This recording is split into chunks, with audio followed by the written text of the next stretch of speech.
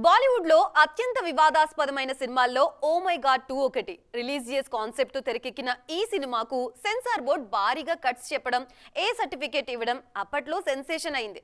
తాజాగా ఈ సినిమాకి త్రీక్వెల్ ని సిద్ధం చేసే పనిలో ఉన్నారు మేకర్స్.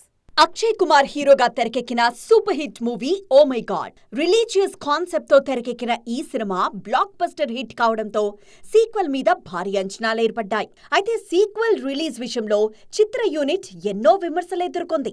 సెక్స్ ఎడ్యుకేషన్ నేపథ్యంలో తెరకెక్కిన ఓ మై గాడ్ 2 సినిమా మీద విమర్శలు కూడా గట్టిగానే వినిపించాయి.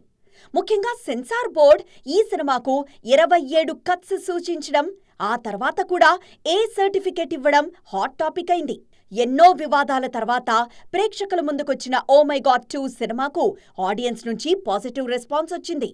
కమర్షియల్గా భారీ వసూళ్లు సాధించలేకపోయినా డీసెంట్ నెంబర్స్ రికార్డ్ చేసింది. అందుకే అప్పటి నుంచే త్రీక్వెల్కు సంబంధించిన చర్చ మొదలైంది. ఇన్నాళ్లకు త్రీక్వెల్ పనులు స్టార్ట్ అయ్యాయి. మరో ఇంట్రెస్టింగ్ పాయింట్తో త్రీక్వెల్ను పట్టాలెక్కించేందుకు రెడీ అవుతోంది మూవీ టీమ్. అమిత్ రాయ్ డైరెక్షన్లో ప్లాన్ చేస్తున్న ఈ సినిమాలో రాణి ముఖర్జీ మరో లీడ్ రోల్లో నటించబోతున్నారు.